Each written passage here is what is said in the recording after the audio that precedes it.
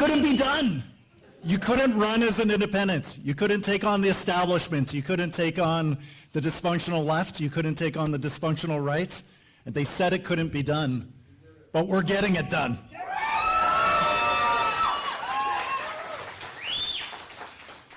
Before we begin, I just want to open up with a personal story.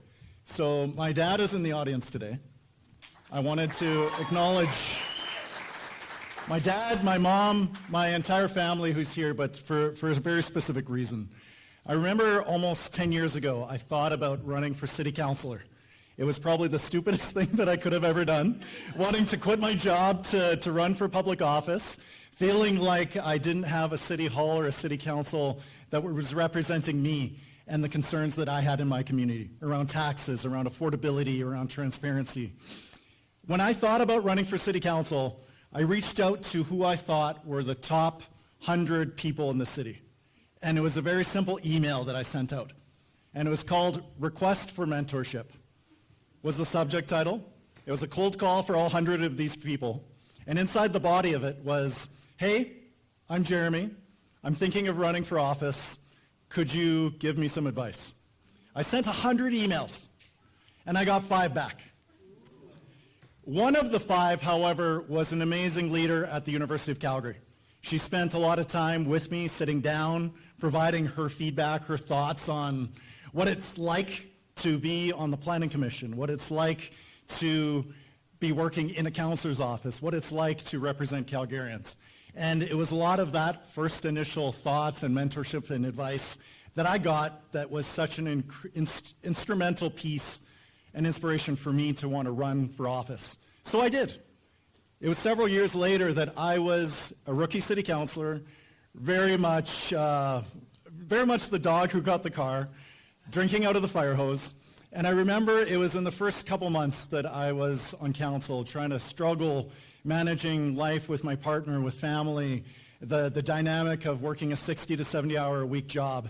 And it couldn't have happened at a worse time, but my father fell ill and he had a stroke. And I remember the time that I had to spend all of a sudden having to no longer be able to attend certain council committee meetings, not be able to reply to all the emails that I was getting in my Ward 11 office. And I felt in those moments incredibly overwhelmed. But there was again that same person that I had reached out to thinking of running for office. I reached out to her again and she said, "Don't worry, JF, I've got your back. If you need help with anything, I am here." And she was a big part of why I was able to succeed in that first year of being a city councillor, because she was also a city councillor. She was Jody Gondek.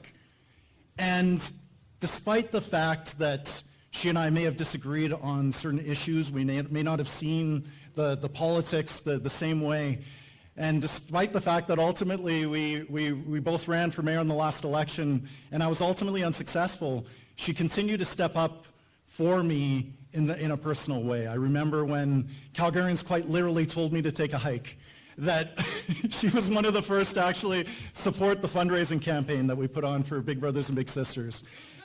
It was a great hike. It was a great hike. And we raised a ton of money. It was a great hike. But I remember when I came back, again, she was there to welcome me home, not as a former rival, but as Calgary's mayor.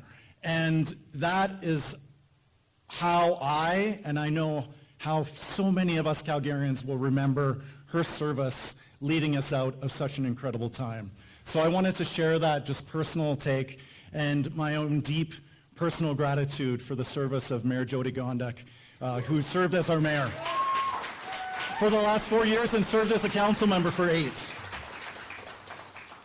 So obviously the results are very tight, but I wanted to take the stage to be able to share a few thoughts with you and to thank you as well so much for all of you being here in person with us. I look around the audience here, I see people who were here 10 years ago. I see Jeff Vanderberg. I see you, Jeff, where you were in in kind of a dirty basement with us in 2017 when I had run successfully for city councilor. And I don't want to name too many names because there's far too many people to thank, and my hope is that we'll be able to do that tomorrow. But the whole point is that running a campaign like this takes an incredible team, and I want to begin here by thanking every single person who made this journey possible, the staff, the volunteers, the friends, the families who sacrificed so much time and sleep and weekends to build something so meaningful together. So to my campaign team, my hope is that you could just stand right now or raise your hand so that the room may recognize you.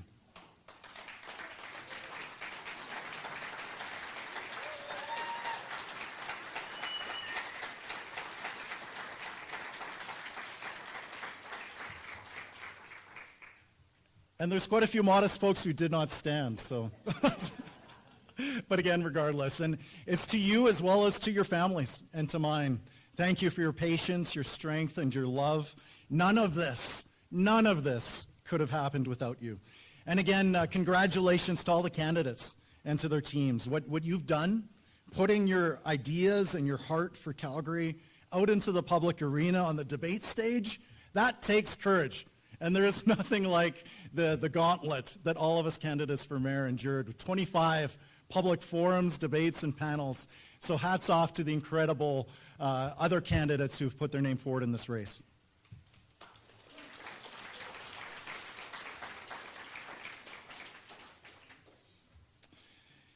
And I also want to give a shout out to, and a shout out of support and encouragement to all the incredible City of Calgary staff, the elections workers right now. I think they know how incredibly tight this race is. They are probably getting text messages from their friends and their families saying, hurry up, or who's going to win? Do you have any inside info? That sort of thing. And I want to give a shout out to those incredible folks who are helping to make democracy work.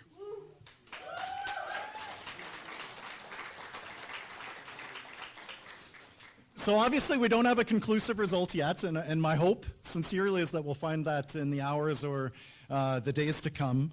I just want to spend this moment, though, to share that over these many months, over the last 8 or 9 months that we've been in this campaign, we've shared a vision for Calgary that was positive, forward-looking, and built on respect for every dollar and respect for every person. We talked about a Calgary that grows wisely, where reaching 2 million people is not a crisis, but an opportunity. A Calgary that is safe, affordable, and welcoming for all. And I'm so deeply proud that we ran a campaign grounded in ideas, and we did it the right way. So,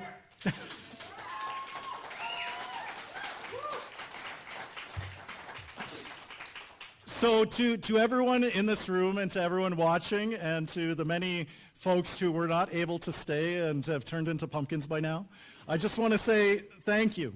Thank you to everyone who believed in me, who gave your time, your voice, and your trust. Thank you. Thank you to the Calgarians who stepped up to be heard. We know, I know, that you want the best for our city. You've proven that campaigns can be run with integrity and optimism.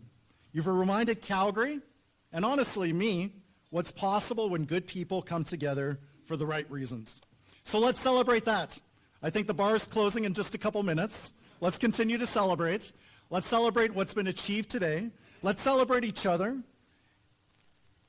While we don't know the results, I look forward to the next couple hours and the next couple days with you all. So again, this is not quite, everyone tells you, you always write 2 speeches, but this is the unprecedented 3rd speech that I don't think many of us were expecting. So